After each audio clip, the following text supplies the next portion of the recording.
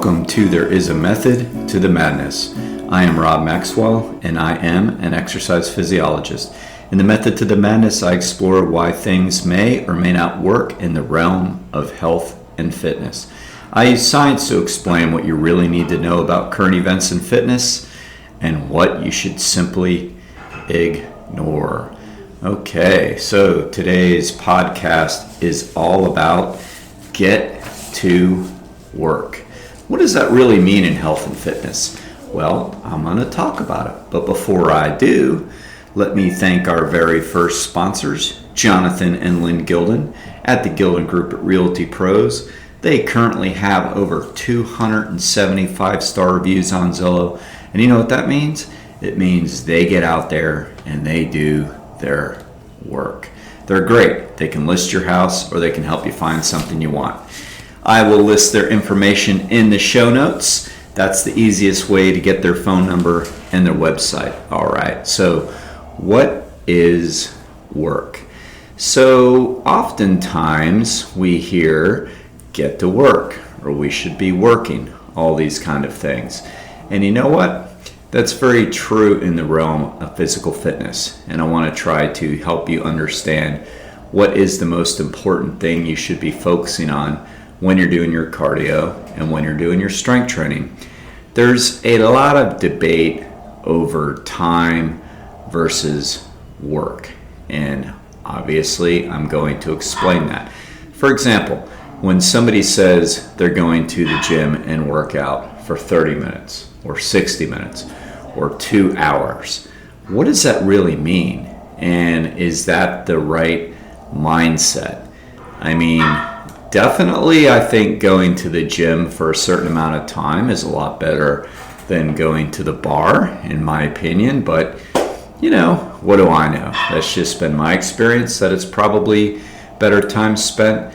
At the same time, though, what does that time at the gym really mean? Were you working your butt off the entire time and doing a circuit and going from one machine to the next with barely able to get in a breath? Or were you kind of hanging out at the front desk bothering the help? Or were you back at the drinking fountain quite a bit more than you should be? You know, and by the way, I'm kidding about bothering the help. I think we've all done it. But, you know, there's always that guy in the gym that can sit up there and talk a lot more than he's working. And again, is that better than being at the bar? Probably. But do 2 hours of that and 2 hours of working your butt off mean the same thing? And I think we all know that the answer is no.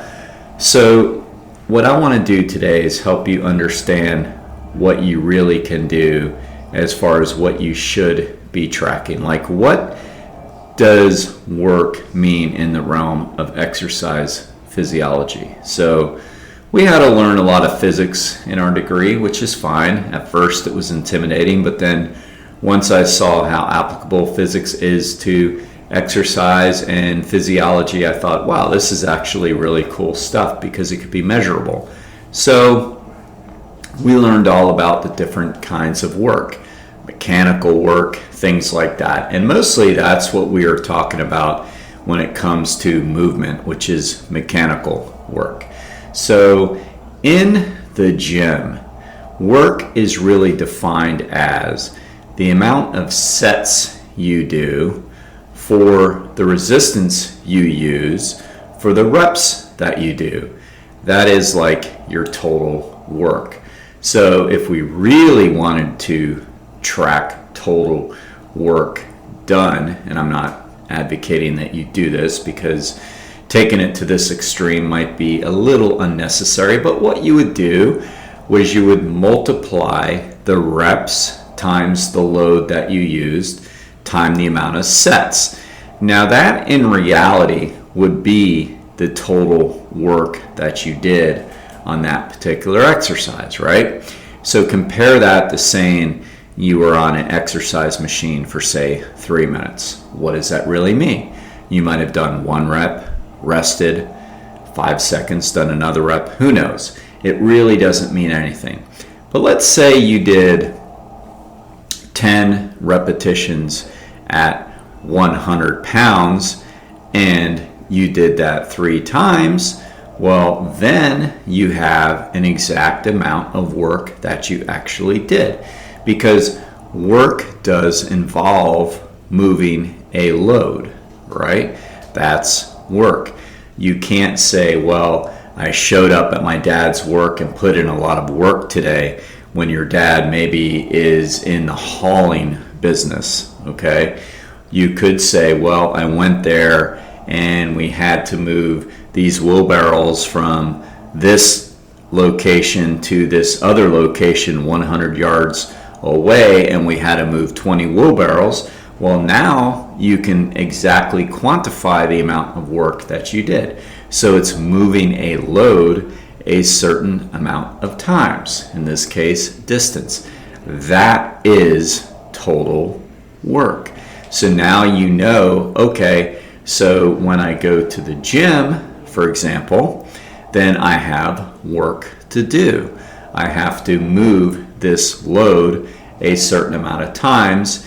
And if I want to practice overload, like this wonderful podcast covered last week is one of the 7 principles of physical fitness, then I want to try to overload this number. All right. So the moral of the story is, in the gym, the total amount of work you do is the exercises times the sets times the reps times the resistance.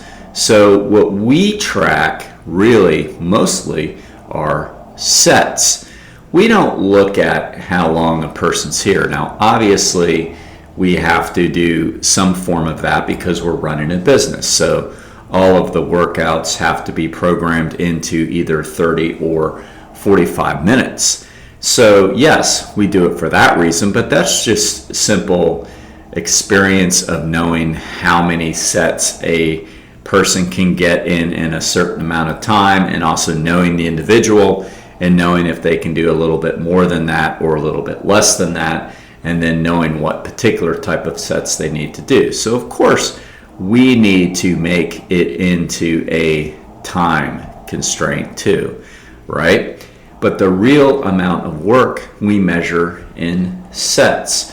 Now, we already know that there's a rep range that's most productive for people. So the sets aren't going to consist of, say, 50 reps or 3, because we know that's just not very effective. So the rep ranges are always typically going to be somewhere between 6 and, say, 25 or whatever, somewhere in that ballpark. Now, the amount of sets we know a person can do and should do is going to fall somewhere between 10 and 15, being very, very effective. That's what we look at. And then we know that the load used should always be the maximum amount of load that a person can use for a particular rep range. So that is already taken into consideration. So when you work out, you need to think about, okay, so the real work I did was I did 15 really quality sets of exercise when I strength trained. Well, guess what? You did a lot of work if that's the case. Now, of course, as far as caloric demand goes, because that is also a product of work, then the harder the exercise sets, the more work you got across or you completed. So in other words, say 10 sets of squats and leg extensions and leg curls is going to be a lot more work than 10 sets of bicep curls, tricep extensions, and shoulders. Of course, that's the case. But hopefully we know that we should always keep a balanced workout when we work out and work all of the muscle groups. But to make a long story short on strength training, then I'm going to move to cardio. Focus on the amount of sets, quality sets that you do when you work out. And again, anywhere from say 10 to 15 is typically considered a really good workout in 30 minutes, because we already assume you're doing that for quality, because why do bad form, right? I say that all the time. Form is everything. So that's how we measure work in the gym. So instead of saying, oh man, I just spent 60 minutes at the gym, it's like, okay, that's pretty cool. how many sets did you do? I don't know, 3, which is possible. Now you're going to say, okay, so I know the amount of sets that I was doing. I completed them. I did them. I got in my day's work. Okay? So when somebody says, did you put in your work? You can say yes if that's your answer. Now moving on to cardio. It's really the same thing. So yeah, time is, often talked about. You should exercise 30 minutes a day. You should bike ride for at least 60 minutes. You should run for 30 minutes. Go for a 30-minute walk. Okay, we're guilty of it. We all say it. But is that really quantifying the amount of work? And I think you've listened long enough into this podcast already, 10 minutes and 42 seconds, to know that the answer is no, because what does that really mean? Your walk could have been at, say, 3 miles an hour, or your walk could have been at 4 miles an hour. Those are two very different things. You could go to the pool if you're a swimmer and jump in and end up talking for a large amount of the time because you got somebody in the lane next to you who likes to talk, and then before you know it, your time is up, you jump out and you realize you hardly did any laps. Or you can jump in and never stop for 30 minutes, and obviously you're going to get in a lot more laps. So duration, which is time, doesn't tell us a lot about the amount of work that you do. So when it comes to weight-bearing exercise, there's really nothing better than miles, because if you put in the miles, you put in the work. That's all there is to it. Now, the higher the intensity is going to dictate what kind of fitness you got out of it. For example, if you're a very fit individual and you walk 3 miles, you are still doing the amount of work. That's a great thing.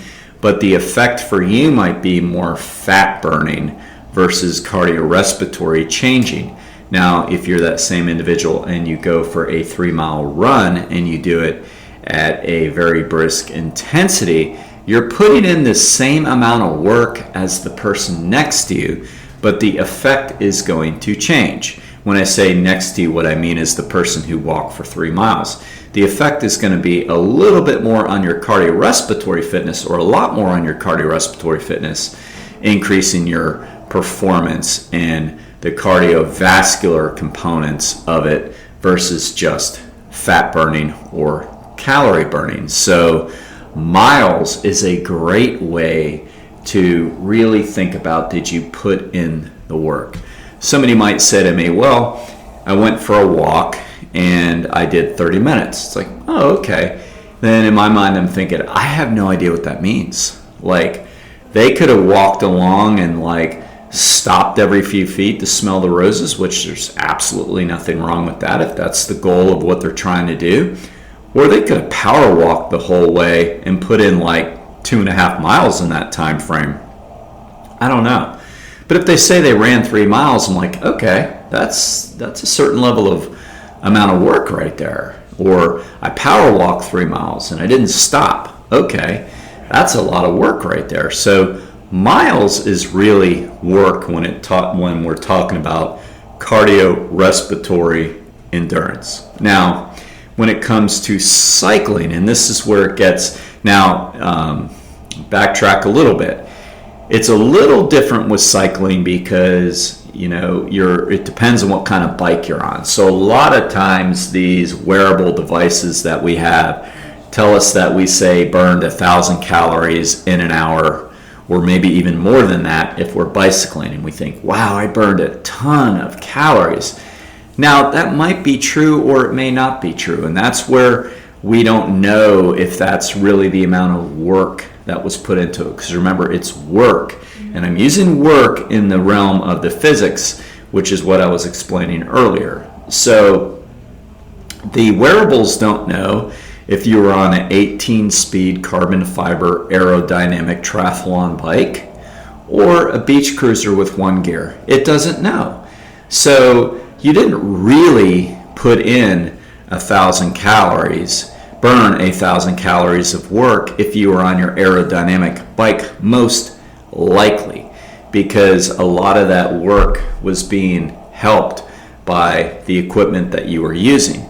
You probably did maybe burn that amount of calories in, say, 20 miles if you did that on a beach cruiser, for sure, because now you're doing most of the work. There's not gears to help you, there's not a light frame to help you, there's not aerodynamics to help you. So there's nothing wrong with these wearables and all that. I'm not implying that. What I am implying is it doesn't really know how many calories you burned, because that's not a fair level of work. Now, what is in cycling is watts.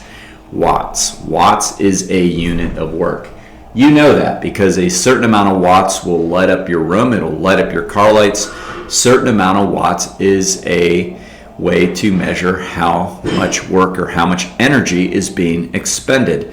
Now, most people don't have watt meters on their bicycles. Now, the endurance athletes that are really into triathlon and road cycling, now they do, very commonly they do. And a lot of exercise bikes have watts on them. So you can see as you're pedaling along on your life cycle, that's what I have for an exercise bike. It's going to tell me how many watts I'm at. So 100 watts is 100 watts. 150 watts is 150 watts. 200 watts is 200 watts. So somebody says to me, well, I went out and I bicycled for 60 minutes. I'm like, oh, great. I mean, I still don't know what kind of workout they got. None of us could. Now, when you read about these elite cyclists and they say, you know, they were averaging 500 watts per hour or whatever, you're like, oh my goodness, like that is a ton of work, okay? So work, as you're seeing, all is about load. So in the case of cycling, you're part the load.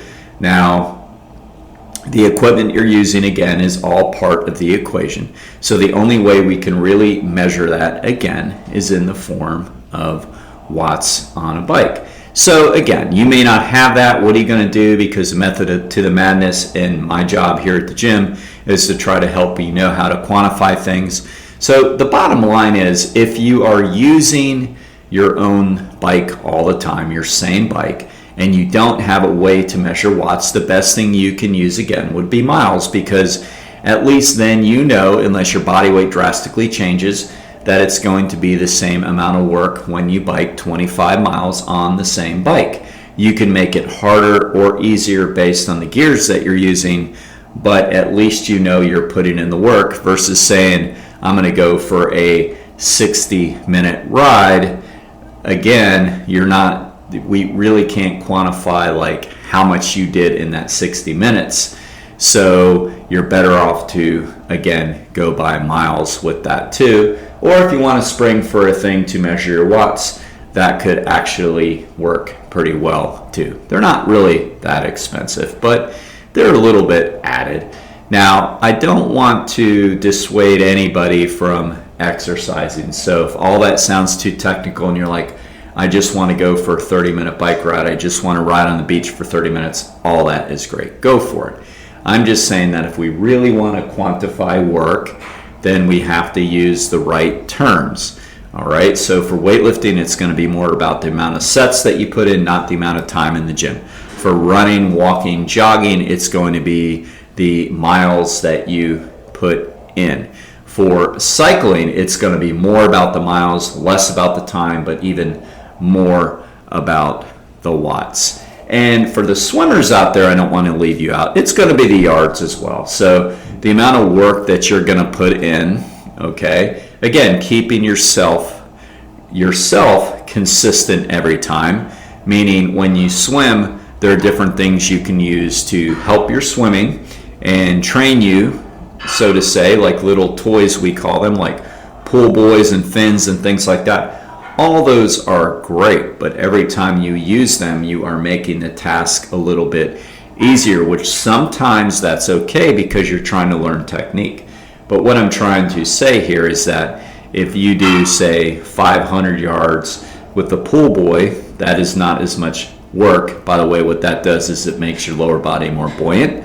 You put it between your legs. Or if you do 500 yards without the pool buoy, that is going to be more work than if you use the pool buoy. So you have to keep things consistent. But in the water, it's going to be more about the distance that you put in Again, the yardage, or if you go far enough, literally the miles, it's not going to be about the time. So when somebody says, I swam 1,500 meters today, I know how much work they put in. And if they said they did it without any props or toys, I'm thinking, okay, that's more work. If they said they swam for 30 minutes, I don't know, or none of us really knows what that means. So that's the amount of work there. Just to wrap up, some of the other cardio devices you have, like the Stairmasters and the step mills and all that, they're going to also give you an indicator of work. They will use watts if they're bicycle oriented, and sometimes they're on the treadmills as well, and on the ellipticals and on the Stairmasters. And they're going to use METs, which stands for metabolic equivalence. The higher the MET, the more work you are doing, but it's going to come down to what you accomplished again. So in those cases, it would be the amount of floors you covered or miles you did on the elliptical versus the time that you're on it. So get out there and get your total work in. And when you do a lot of work, make sure that you're taking care of all of your recovery needs. There's so many great ways to get in recovery: good massage, sleep, of course, proper nutrition, and also chiropractic is awesome as well. I'm a big fan and believer in chiropractic treatment, and I also know that you have to get the right one, and the right one that works for you.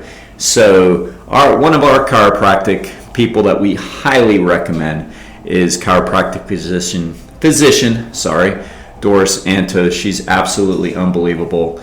She has been up in the Ormond Beach area for over 18 years. She's been doing this a very long time, and she helps patients overcome all kind of chronic pain, helps them recover from injuries and illnesses, and uses spinal decompression, class 4 laser therapy, and manual therapy. She's phenomenal. Give her a shout. All of her information will be in the show notes as well, because it's a lot easier to go check that than to hear a phone number and try to write it down as you're driving or exercising. So until next time, be max fit and be max well.